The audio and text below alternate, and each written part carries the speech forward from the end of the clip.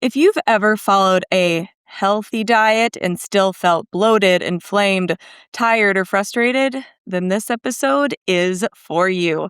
Today, we're breaking down why one-size-fits-all nutrition advice often fails and what actually works instead. So let's dive in. The goal of this episode is to provide a clear, science-based framework that helps listeners understand why clean eating sometimes fails and how to properly build a sustainable, personalized nutrition program that supports lean muscle and improves metabolic health. So, Dr. Popkin, please set the stage for the foundation of what clean eating actually is. Well, first of all, welcome everyone to today's podcast.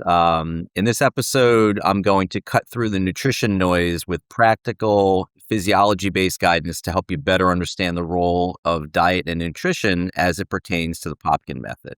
So let's start with first defining what clean eating actually means, because I'm quite sure it means different things to different people. So clean eating is generally an emphasis on whole, minimally processed foods, prioritizing nutrient density, protein quality, fiber, and healthy fats. Also reducing ultra-processed foods, added sugars, and inflammatory oils. So to clarify, clean eating is not restriction for the sake of just restricting foods. It's not a single rigid diet. It's not a keto diet, vegan, paleo. It's not a specific diet per se. And I want to connect the concept of clean eating to gaining lean muscle mass, because adequate protein intake and amino acid availability are absolutely essential. Clean eating creates stable blood sugar and improves insulin sensitivity. Clean eating supports recovery, healthy hormones, and an increased metabolic rate. So clean eating is a tool to support health, strength, and longevity. It's not just about decreasing body weight. It's about improving your body composition. Now we know that we don't have to take things away to eat clean, but why do so many people eat clean and they still feel terrible? Is that a thing? Is that possible? Yeah. Well, first, let me define what the particular clean eating foods actually are and what whole minimally processed foods means. So whole minimally processed foods are foods that are close to their natural state and have undergone little to no industrial processing. Any processing that does occur in these foods is primarily for preservation or preparation purposes, not necessarily to alter the food's fundamental structure. And the key characteristics in these foods are that they have few ingredients or often just one ingredient. And if they do have multiple ingredients, you can recognize them and pronounce them. They have minimal added sugars, minimal refined oils or no refined oils, and no artificial additives. They have naturally occurring fiber, protein, fats, vitamins, and minerals, and they remain intact in these types of clean foods, so to speak. So some examples of whole minimally processed foods to add would be in the protein category: eggs, poultry, beef, pork, lamb, fish, shellfish, plain Greek yogurt, cottage cheese, things like that. Carbohydrates and fiber sources include fruits, either fresh or frozen. Same thing with vegetables. They can be fresh or frozen as well. Potatoes, sweet potatoes, rice, quinoa, legumes, which are your beans and your lentils and your chickpeas. Then leading into the healthy fats, things like avocado, avocado oil, olive oils, nuts and seeds. These are all very healthy. And there are also some minimally processed extras that people will use, like herbs and spices or fermented foods like kimchi or sauerkraut and kefir. So some examples of highly processed foods to limit or avoid. These are the ultra processed foods that I talked about before, which often include long ingredient lists with preservatives, emulsifiers, or artificial flavors that are not good for you. They have refined seed oils like canola oil, soybean oil, sunflower oil, and other corn oils, which are very bad for you. And these are considered inflammatory because of their high omega-6 content and their intense processing. Other things like high refined sugars and carbohydrates like white bread, white rice, pastas made from white flour, sugary cereals, pastries, sodas, candies, and chips. These should all be avoided because these are not clean by any stretch of the imagination. And these are considered harmful because they cause rapid sugar spikes and they offer very little nutritional value. These are the main culprits in causing insulin resistance that leads to diabetes. So again, some common examples of things to absolutely avoid from your in your diet are sugary cereals And these healthy, so-called healthy granola bars, they're actually not very healthy for you at all. Packaged snack foods like chips and crackers. I know a lot of the parents put them in their kids' lunches. Don't do that, and don't eat them yourselves. Um, Sweetened yogurts and flavored protein products, they have a lot of additives in them. Processed meats, very, very bad for you. Hot dogs, deli meats with additives, fast food and frozen meals with sauces. This should seem pretty intuitive, but obviously driving up to a fast food restaurant is not going to be healthy for you. And these frozen meals that have these sauces in the packets, and the other ones, the so-called sugar-free sodas, um, these additives that are in there are not healthy for you as well. So why does all this matter, really? When we talk about it, even when calories are controlled, these ultra processed foods can disrupt appetite regulation. They can promote inflammation. They alter gut microbiome balance, and they impair energy levels. There's really very little nutritional value to these ultra processed foods. So if you're eating what you believe is clean, but you're still relying heavily on processed foods, then your body may not be getting the signals or the nutrients that it needs to thrive. So when I talk about convenience foods, we're talking about obviously fast food, packaged foods, foods we mentioned that are frozen and rely on mixing sauces together to make them taste good. A lot of these convenience foods, they're convenient, but they're not healthy. So this leads to a very pro-inflammatory state, causes insulin dysregulation, poor energy production, disrupted sleep, endocrine hormone disruption, and many other problems that we face in our current Americanized diet. So we really need to make some significant changes to improve our health. So what I'm hearing you say is, like many Americans, we all want to lose that extra 5 pounds, 10 pounds. So we kind of relate being in low calorie to almost eating clean. But those two things are not the same at all. And even if we are perhaps eating in calorie deficiency, we still probably aren't getting the nutrition we need unless we're actually following kind of the rules and the guidelines that you just outlined. Correct. And it's unfortunate because we really don't know the difference between healthy foods and unhealthy foods just because of how things are presented to us. We've really lost that ability to understand what healthy actually is. Right. And, there's kind of this saying that if you avoid the inside of the grocery store and stay to the outside of the grocery store, that's kind of where you want to live when you're shopping. Would you agree or recommend that? Yeah, I think the sides of the grocery store are where you see your vegetables and your fruits, your produce with your meats, and then your eggs and your dairy foods and so forth. On the inside, yeah, that's where everything is packaged. So when something has a shelf life of months to years, there's a reason for that. There are chemicals in there, and we're not genetically and we're not biologically equipped to consume these types of foods. We're still genetically engineered to be eating foods that we did 500 years ago, 1,000 years ago, and our bodies are just not equipped to handle the chemicals and the ultra processed nature of the foods. So this leads to a lot of the problems that we have, and it's not surprising that 60 to 70% of Americans are defined as overweight or obese. And a lot of it has to do with the foods that we're eating and the physical inactivity as well. Well, you mentioned that a lot of the messaging that we've been getting from these food companies has kind of created almost a baseline for what we believe is healthy. So would you agree that that's how we ended up believing that there's like one right diet for everyone or a way that we should be eating? Like, why is that? Well, I mean, the quick answer is deceptive marketing. And these food companies, they put out a message, and when people see something on television or they see something in social media, they believe it, and that's the power of media. And I'll give you an example. I mean, everyone remembers, or a lot of people, I'm sure, remembers the Slim Fast diet. Everybody loved it. A shake because it was convenient, right? A shake for breakfast, a shake for lunch, and a sensible dinner.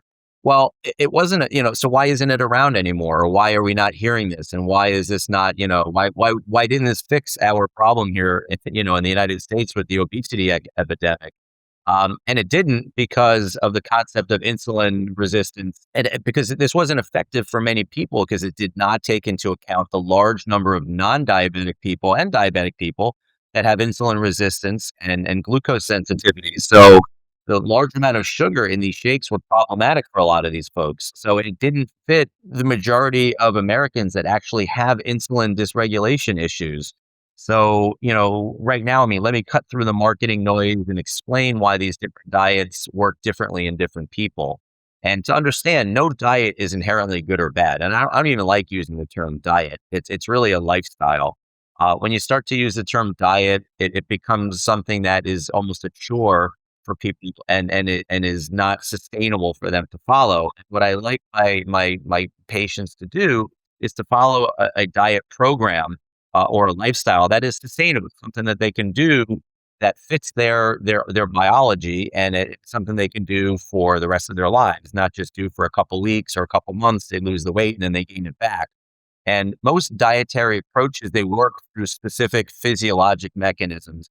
And whether those mechanisms help or harm somebody depends on the individual. And some of these key factors that determine whether it's going to work or not are genetics, insulin sensitivity. You're going to hear that a lot in this podcast and all my other podcasts as well. How sensitive somebody is to a glucose load and how their insulin reacts and how it processes those calories. Everybody is different. What their baseline metabolic health is, how healthy a person is, what their gut microbiome looks like, what their hormone status is. Obviously, when you're in your 20s and 30s, you're on calories like crazy. When you're 40s, 50s, and 60s, that drastically changes. And a lot of that has to do with the hormonal status. What is your activity level? What is your lean muscle mass composition? What is your stress load? What is your sleep quality? I think at this point, probably be helpful for me to describe some of the common diet plans and who they may or may not help. And I'll start off by I'll ask you, what are some of the common, just off the top of your head, what are some of the common diet programs that you're familiar with? Let's see. I remember when like the South Beach diet was big, low carb diet. And then we were only eating like meat only. I don't even know what to call that. It was like a caveman Carnivore diet. Carnivore, caveman, it's close. Intermittent fasting. There you go. Yeah. So I didn't mean to put you on the spot, but right there, you just rattled off, 3, 4, 5 different diet programs. And, I think if you asked most people that go on these programs why it helps, what it's supposed to do, they don't really even know. They just hear it and they think, oh, let me try it. And, through trial and error and hit or miss, these programs may work for certain people if they happen to stumble across something that works for them. And for others, it doesn't. So, for instance, the keto diet. So the keto diet, most people have heard about, and it emphasizes a low carbohydrate intake, high fat, and moderate protein. So why it would work for some people? Because it improves glycemic control and insulin resistance because you're getting very little carbohydrates. It reduces appetite and caloric intake because fats tend to make you feel full faster and longer. So you tend to eat less, although there are more calories in those fats. So why doesn't it work for some people? Well, it can impair performance in high intensity training, meaning you do need carbohydrates. If you're an athlete and you're training and you're performing, you need carbohydrates. So with no carbohydrates, you're eliminating an essential fuel source. So for those patients or those people, it's not going to work. It may worsen fatigue and thyroid symptoms or lipid profiles in some because it's a very high fat diet. It's difficult to sustain long term for many people. I remember some of my patients and some of my friends telling me about the diet, and they would literally eat bacon and sausage and eggs and lots of fatty things that they loved initially, but after a couple of days or a couple of weeks, they were actually kind of grossed out by it. So in some people it works very well, and other people it doesn't. So now you mentioned the caveman diet or the carnivore diet. Which basically emphasizes animal-based foods only, and it eliminates all plant foods. So why would this work for some people? Well, it's a powerful elimination effect for severe food sensitivities. A lot of the food sensitivities that we see are in these carbohydrates, especially the processed carbohydrates that have gluten in them and sugary. additives. So you eliminate that with this particular diet. And this high protein intake can preserve lean muscle mass. So that is one of the reasons why it would work. But why it doesn't work for some people is there's a lack of dietary fiber and phytonutrients that you get from vegetables. So if you eliminate the vegetables completely, don't get your dietary fiber, you don't get your phytonutrients. There's also some long-term concerns about gut microbiome diversity because you get a lot of the pre and probiotics from other sources outside of meat. So you lose that on a carnivore diet.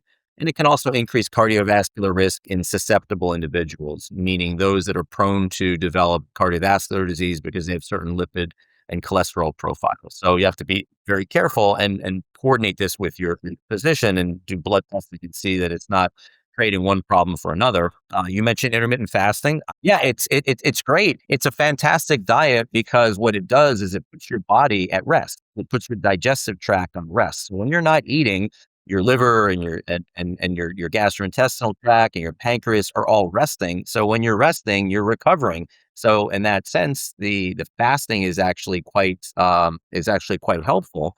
So, and what it does is it time restricts your eating and gives you extended fasting windows, which is actually a good thing. It improves insulin sensitivity because it rests your pancreas. It simplifies your eating patterns because you know you can eat between a 6 or an 8 hour window, whatever that happens to be.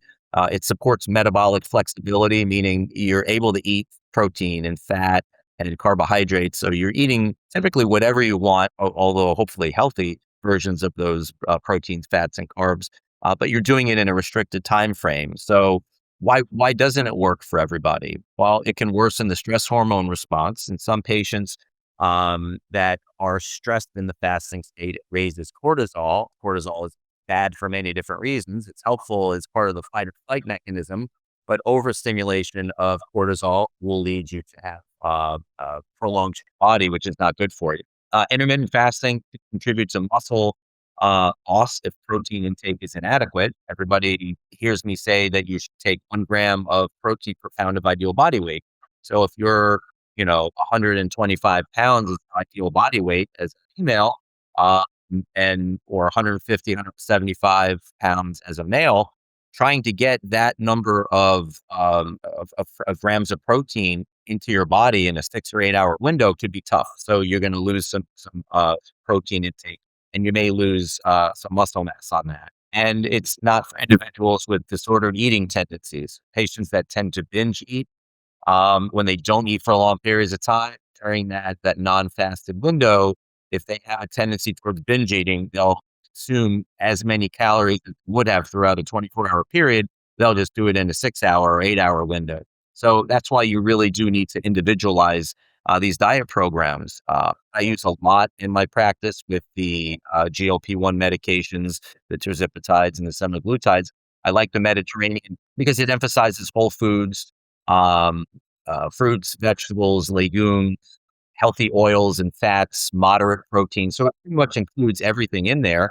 What I like you said towards the beginning is that it's really, we should shift it from thinking of it's a diet and we're restricting ourselves from some type of food or, having it at certain times is more so it's a lifestyle change. Because I think once you think that like, okay, I'm on a diet, then you almost want to, well, I need to have the cheat day. And then, perhaps you feel restricted in so many other areas of life, and it almost like overgrants you the opportunity to double back on it, right? So thinking of that this is my new lifestyle instead of I'm doing something that, to change myself and make myself better, and I need to, hold things back that I enjoy.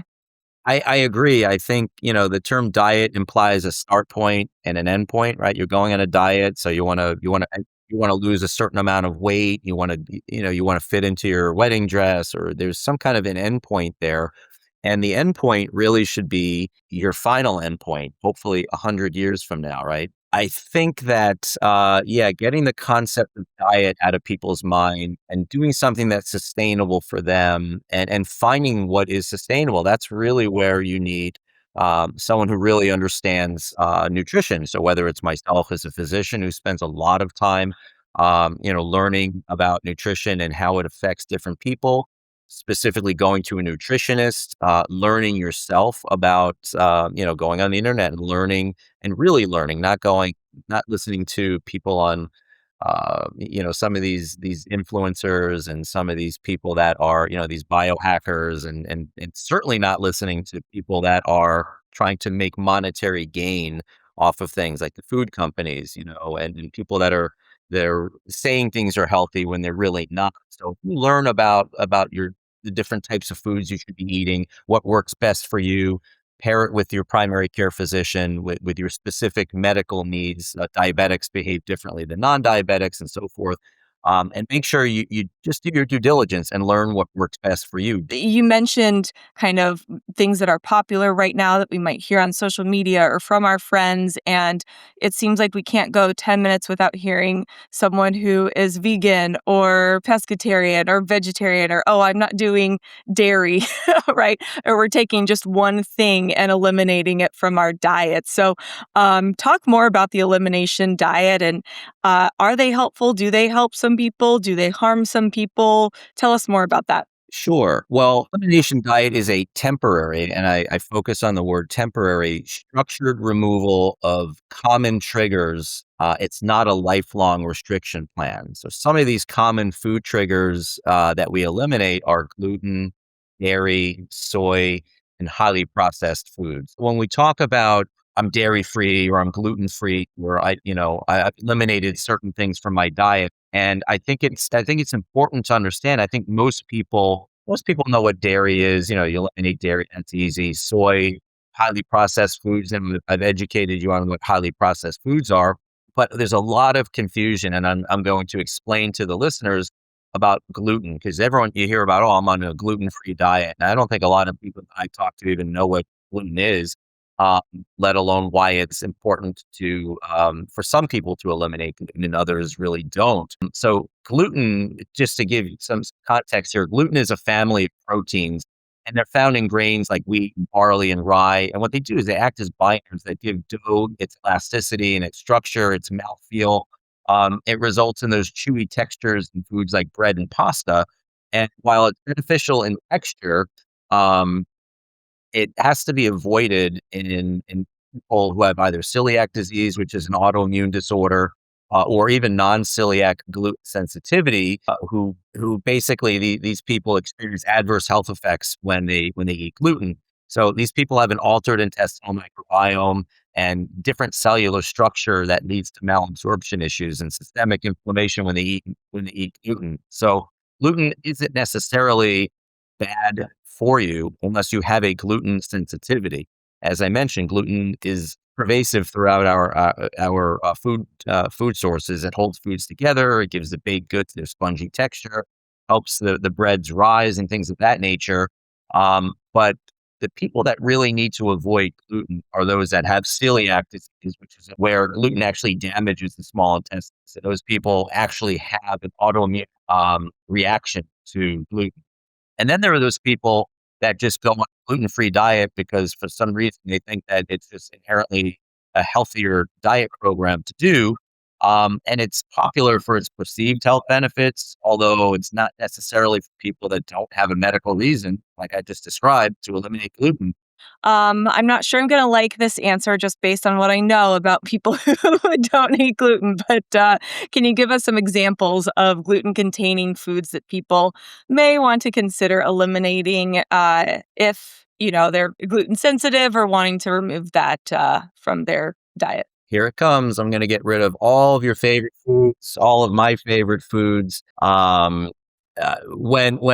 assessing people for possible gluten sensitivity or intolerance, it's super important to recognize the obvious and hidden sources of gluten. So you may not like this list, but here it comes. Some common gluten-containing foods: wheat-based breads, bagel, rolls, baked goods, pasta that's made from wheat, breakfast cereals that contain wheat or barley, which is anything that's in a box for the most part at the grocery store, crackers, pretzels, snack foods, they all have gluten in them. Pizza dough, flour tortillas.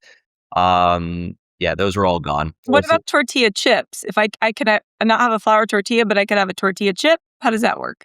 Nope, because it still has the gluten in it. It's just in a chip form. So you can't escape it that way unless it's specifically made without gluten.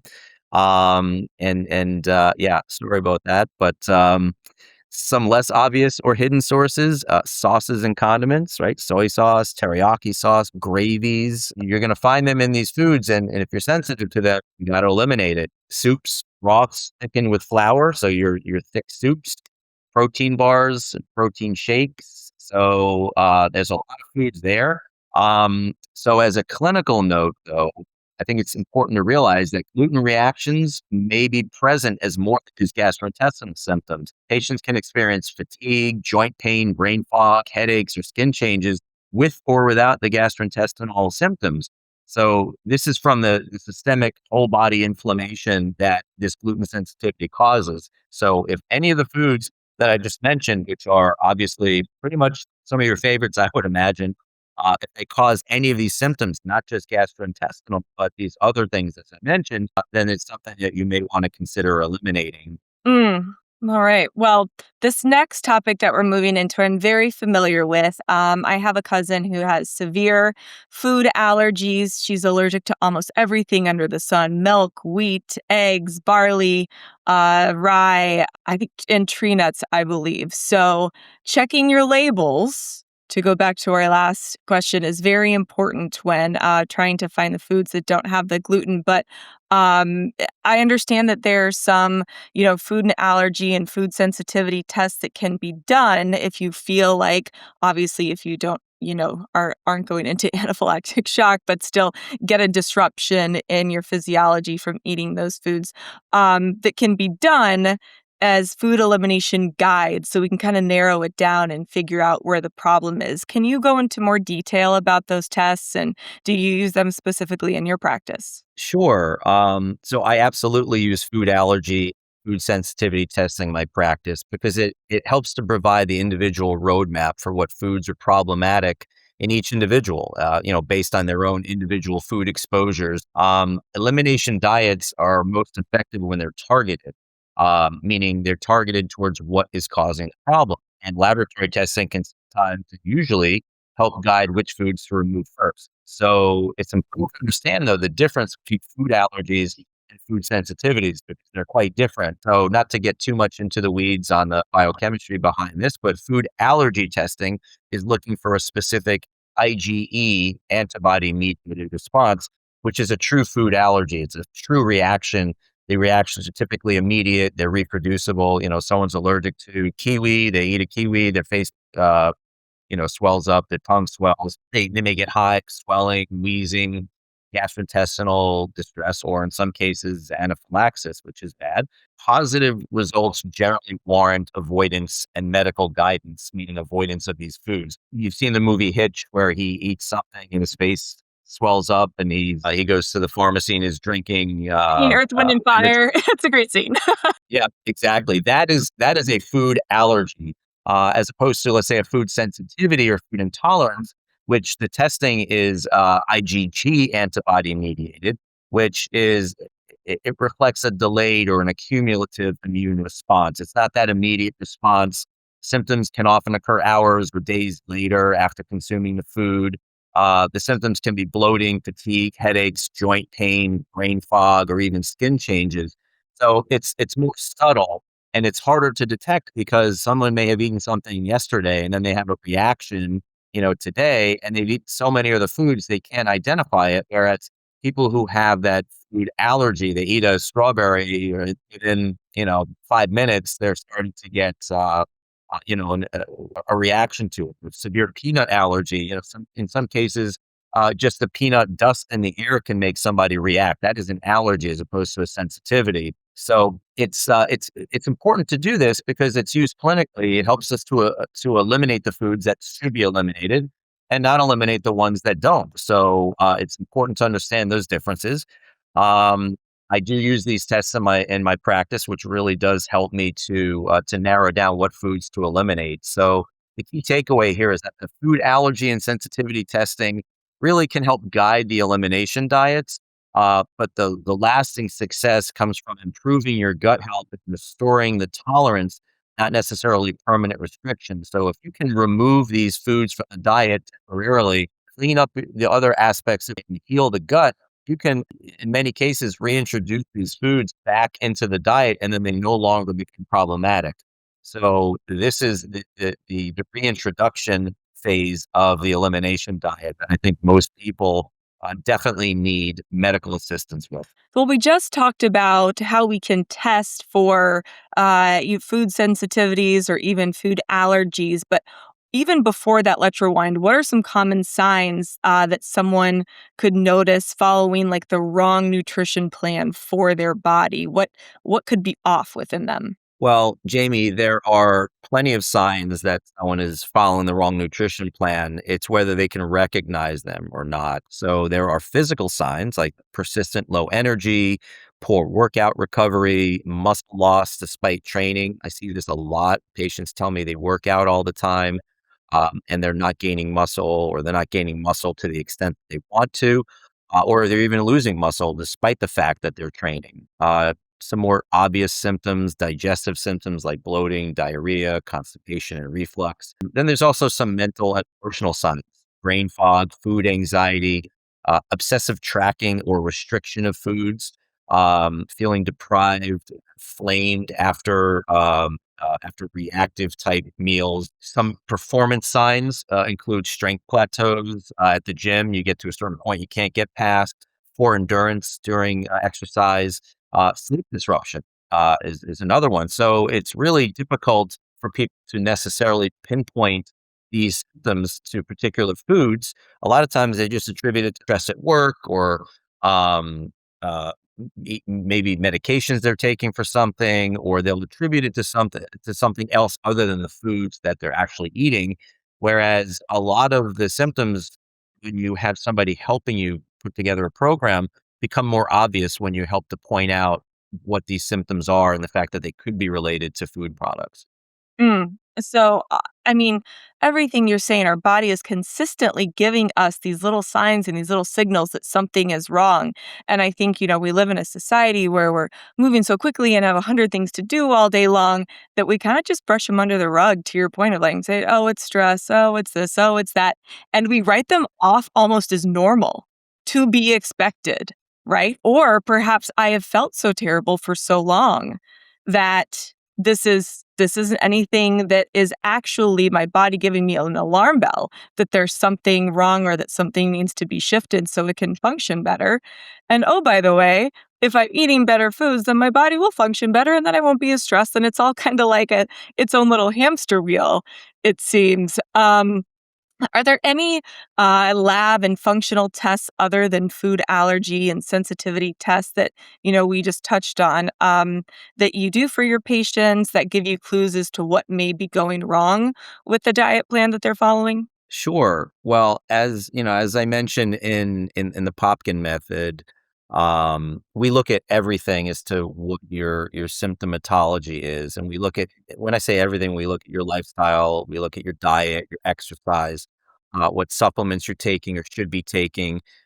We look into helping these symptoms with either altering the diet, exercise, considering supplements, peptides, hormone modulation, stem cell exosomes, and management of prescription medication. So it's quite nuanced as to where these symptoms are coming from. And some of the testing that we do to answer your question, to kind of pinpoint what is this being caused by? Is this a dietary concern? Is this something that is related to hormones? Is this something that's related to another medical condition that you may have, diabetes, high blood pressure, thyroid issues, whatever? So aside from, the food allergy and the food intolerance testing that I talked about before, there is some other testing that I do in the office that's gut related testing or intestinal related testing. In some patients, they need a comprehensive stool analysis to uncover what their microbiome diversity imbalance is. So many patients that have been on antibiotics, not even necessarily taking antibiotics, but you're eating foods that contain antibiotics, or you're eating foods that contain glyphosate, as I mentioned before, that destroys microbiome. Some patients, their microbiome diversity imbalance, which is their probiotic or their antibiotic, their bacteria in their gut, from all by these antibiotics. So these people have a very altered gut microbiome. I look at markers of inflammation like HSCRP and sedimentation rates. I'll look at digestive enzyme outputs. There are some intestinal permeability markers that we look at that are far more advanced, in advanced cases like zonulin or other related markers that are very context. And then some patients, they may actually have something wrong with their thyroid, or they may be diabetic or things of that nature. So as we talked about insulin resistance, I'll look at fasting insulin levels, glucose markers, hemoglobin A1C, thyroid, cortisol. There's a bunch of different things that we look at based on the individual's symptoms. It's interesting because a lot of people don't understand that, you can have medical reasons for feeling the way you're feeling, and you can have nutritional reasons, and how you uncover that.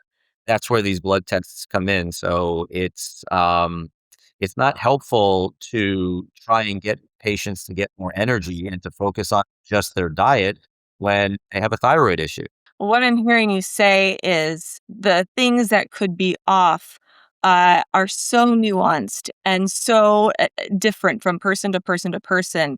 And it really is, I hate to say, like a waste of time or energy to try to diagnose it yourself and fix it yourself when you could really quickly and efficiently do it and get on the right track simply by going to a professional who knows what to look at, and then not only to see what's wrong, but then give you a personalized kind of plan to move forward on how to make it better. Yeah, you're talking about DIYing your healthcare. I talk about this all. DIY healthcare. DIY healthcare is a thing right now. I'm not gonna lie. Social media likes to make us say, "Well, I did this and I did this." That might not be what's wrong with you. You might have. Can someone have the similar symptoms, but something completely different be off within them versus with the next person? Right? Can we get similar symptoms from two different types of problems? So it might not even fix you. Correct. That's why it's helpful to, I encourage my patients to be involved in their healthcare. Um, but of course, I'm involved in it as well. So a lot of the patients that I see that come to me with issues, they have been trying to DIY their healthcare, and it's something that it delays the diagnosis, or it delays the cure for what's bothering them. So it's important to do your own research, but it's also important to have somebody who understands this helping to guide you through it. Yes, patience. Educate yourself. Don't diagnose yourself. That's the Correct. that's the takeaway there. All right. Stress is everywhere. We're talking about social media. We're always talking about how to lower our stress. We're so overstimulated, and our mind's in 100 different places every single day as a society right now. How does stress change the way that our bodies process food? That even if it's healthy food, does stress make it so that we can't function or absorb the nutrients that we need? Yeah. Stress is a major factor for virtually every medical issue that we face. And stress physiology directly alters your metabolism, blood sugar regulation, your dietary tolerance, which is why managing stress is essential for nutrition to work. Stress directly affects cortisol, and cortisol affects blood sugar. So, now we're getting into, the stress hormone response. When the body perceives stress, whether it's emotional or physical or metabolic, it activates what's called the hypothalamic pituitary adrenal axis, meaning the hypothalamus in the brain signals the pituitary at the base of the brain to reach out to the adrenal glands to release cortisol. And cortisol is your stress hormone, your fight or flight hormone, which is important to have a stress response. But when that stress response is prolonged, and we start to talk about stress response and stress fatigue. And that's where it impacts patients' lives. And the key physiologic effects of elevated or dysregulated cortisol as it pertains to your metabolism and your diet, it's multifactorial. Cortisol raises your baseline blood sugar levels. Cortisol can impair glucose uptake into muscle, even a clean diet. So overstimulation and overstress causes these physiologic effects, and in some cases can really be problematic for some patients. And over time, the chronic stress can lead to a persistent elevation of blood sugar, which can lead to increased fat storage, particularly visceral fat on the inside of your body cavity around your intestines, and that's the visceral fat that leads to cardiovascular disease. Stress is really bad for your body in a lot of different ways, and stress changes food tolerance and digestion, and how it does so is really interesting. Stress doesn't just affect your blood sugar. It also alters digestion and nutrient absorption. It alters stomach acid production. It alters gastric empty. Stress increases your intestinal permeability. So now you get more food sensitivities, leading to gut inflammation, which leads to systemic inflammation, which is bad news for your body. So stress is bad so many different ways. The symptoms are very, very similar to the other issues we talked about. So patients may be experiencing bloating, fatigue, inflammation despite eating well. So it's the stress that could be causing this. And it's a vicious cycle. Stress worsens your blood sugar control. The blood sugar instability increases your cravings and fatigue, so you tend to eat more. The poor dietary tolerance increases your frustration and leads to anxiety. And then that stress induced inflammation leads to physical and emotional symptoms. And then the cycle reinforces itself unless you address the stress that's going on in your life and your body. Stress seems like, I mean, what comes first, the chicken or the egg? Stress. Stress comes first. So, how does improving or optimizing our stress management and diet modification, how does that restore balance in the body? And more importantly, what are some of those strategies? How can people even start to improve to lower their stress and help with their diet? Sure. Well, I mean, some important stress management strategies that'll support your nutrition include having a consistent wake sleep schedule, doing resistance training, practice mindfulness, breathing exercises, getting time outdoors away from your computer. If you're sitting 8 hours at work, you need to be getting up and moving around. Trying to avoid overly restrictive dieting during high stress periods. Some other dietary strategies that can reduce the stress response would be to take adequate protein intake so that you're not breaking down your muscle, having balanced meals that have protein, fiber, healthy fats, avoiding excess caffeine and sugar. So there goes your run to your favorite coffee shop to get your caramel macchiato and your 1,000 calorie sugary caffeinated drink. But when stress is managed and nutrition is supportive, your metabolic health, energy, and resilience will improve together. So you really have to look at this as a comprehensive program. Manage your stress, get better sleep, eat cleaner, exercise regularly, take some time for yourself and to relax. I know it sounds cliche, but management of stress a lot of times is relaxing and maybe dialing back from all the stress that's in our lives. And, I'm a millennial, but like Gen Z says, just get outside and touch grass. That's, That's right. Put your phone away and go play outside. yeah, like we used to. If someone is feeling overwhelmed, Dr. Popkin, what's the first or one simple step that they can and should take this week? Okay. Well, I mean, the purpose of today's podcast is to not only educate the listeners about the importance of diet modification as part of a comprehensive treatment plan, but also to provide some actionable, low barrier entry points of change. And most importantly, reinforce the importance of medical guidance when nutrition intersects with chronic disease. So, simply put, let me give you some immediate call to action items that you can employ right now. First and foremost, you should work with your primary care physician to fine tune your dietary health because of all the reasons I just mentioned before. It's quite nuanced.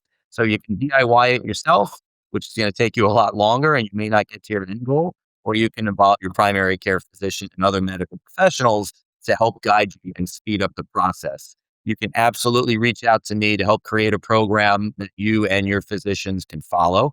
And some important points to consider. Start with one habit. Okay. Don't try to overhaul everything all at once. Just start with one habit, like adding protein at every meal or have consistent meal timing or make sure you're hydrated. And I encourage patience. Nutrition is a long game.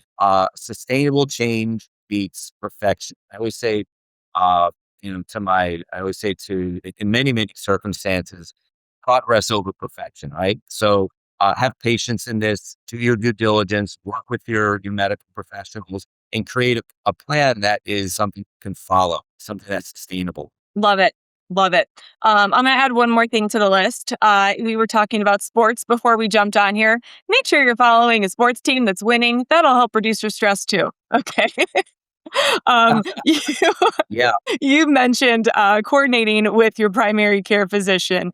How should a patient's physician help to integrate nutrition into their care plan? Yeah. So for individuals with specific medical conditions, nutrition should never exist in isolation. A physician can ensure that the dietary changes support, not conflict with overall health goals and treatments. So some key roles of the physician, as I see it, include, aligning your nutrition strategies with existing diagnoses. Meaning, if you have diabetes or high blood pressure, um, asthma, gout, depression, arthritis, you really need to align with your physicians to make sure you're doing the right thing.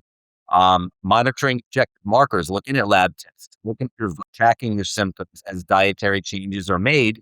How does this affect them, either good or bad? Adjusting medications safely as metabolic health improves. Remember, the last part of the Popkin method is management of prescription medications. And I'm going to list some specific areas where this is vitally important. And some examples for very common conditions include people with diabetes. You want to tailor the carbohydrate intake and timing. You want to monitor the glucose trends, the insulin needs. You want to prevent low glucose levels that can cause you to have difficulties, and you want to make corresponding medication adjustments as the diet is improving. So as your diet improves and you lose weight, you'll need less of these diabetic medications as you get into a low sugar state, or a low glucose state, which is not good. People with high blood pressure want to balance sodium intake with overall diet quality. You want to support vascular health through nutrient dense foods, and you want to make, again, corresponding medication adjustments. As you lose weight and as you eliminate or decrease salt in your diet, your blood pressure may come down. And if you're on blood pressure medicines, it may go too low. And just like having too low of blood sugar is not good. So is having too low of the blood pressure. That's not good either. So you make medication adjustments. People with high cholesterol and heart disease want to individualize their diets that will support their cardiovascular issues. You don't want to put something in a diet that's going to worsen their cholesterol and lead to heart disease. That would be counterproductive, obviously. And again, make corresponding medication adjustments as your weight and your nutrition gets better. Some other patient categories, patients that are at risk of cancer or who have survived cancer. You want to have a program that is supporting the immune function and improving lean muscle mass. You want to avoid malnutrition during the times of stress for treatment for cancer. And nowadays, patients are living longer because of the medications that we're giving them. We're giving patients statin medications to prevent heart disease and heart attacks and strokes. So patients are living longer. And unfortunately, because of that, you live longer, you're at more of a risk of developing cancer. So that's something that we really have to focus on the nutrition to prevent, not just to prevent cancer, but to support patients that are getting treatment for cancer and to support those that have survived cancer. So it's vitally important. And another category that is becoming epidemic is the neurodegenerative category, Alzheimer's. Again, patients are living longer because they're not dying of heart attacks and strokes because we're giving them the cholesterol medication. So if you live long enough, you're at a higher risk of developing cancer. You're at a higher risk of Alzheimer's. So Alzheimer's is quite interesting because a lot of its pathophysiology is based on inflammation and insulin resistance. So you want to emphasize metabolic health, insulin sensitivity, and inflammation reduction, and understand the concept that Alzheimer's disease is often referred in the scientific literature as type 3 diabetes. And this directly reflects the impaired brain insulin signaling and glucose metabolism that occurs in Alzheimer's disease. This highlights why nutrition strategies that stabilize blood sugar and support mitochondrial health are neuroprotective and can help protect you against developing Alzheimer's disease. So the big picture message here is that nutrition is most powerful when it's personalized, it's monitored, and it's integrated into a comprehensive care plan. It's not treated as a separate wellness project. It's not something that you want to DIY yourself. So a simple starter challenge, choose one nutrition change and discuss it with your physician at your next visit and ensure that it aligns with the overall health strategy. Make one change, not 10. Track your reactions to the change that you make, not necessarily the calories that you restrict. Add healthy foods before those that may or may not be problematic. And these are just some common things that you can do right away to get started that are very simple. Yeah, I love that you said make one change, not 10. Progress over perfection. I think sometimes, Yep. again, we could stress ourselves out and be like, oh my God, I have to overhaul my entire life to get back to, fighting shape. And it really is slow and steady wins the race on this one. So I love that you pointed that out. And then that can cause you more stress. Sure. What does a truly individualized and comprehensive nutrition approach look like in practice, Dr. Popkin? So I would like to reinforce the core message that the Popkin method places nutrition within a comprehensive, systems-based approach to healthcare and nutrition optimization, and it does not exist by itself. So as for dietary modification, the key talking points really are that clean eating is a foundation. It's not a finish line. And progress comes from listening to your body, not fighting it. As you mentioned, when you start to fight these things, it causes more stress and creates, this vicious cycle that we're trying to break here. If you would like help outlining a program for you to follow along with your primary care physician, please feel free to reach out to me on the podcast website, and my staff will book a virtual or an in-person appointment with me to discuss the particular needs. You can go to the website, thepopkinmethod.com, click on the contact me link, and go to my clinical staff members to get back to you. You can also find me on any of my social media sites or go to my page for more information. And I look forward to talking with you soon to individualize a nutrition plan that's right for you. And there you have it, folks. Nutrition isn't about being perfect all day, every single day. It's about knowing what's compatible and what's helpful for your body. If this episode helped you rethink food, please share it with someone who's tired of chasing the next diet trend. If you're ready to explore these therapies the right way, visit thepopkinmethod.com to learn more and schedule an online discovery call or an in-person visit with Dr. Popkin today. This is the Popkin Method. We will see you next time.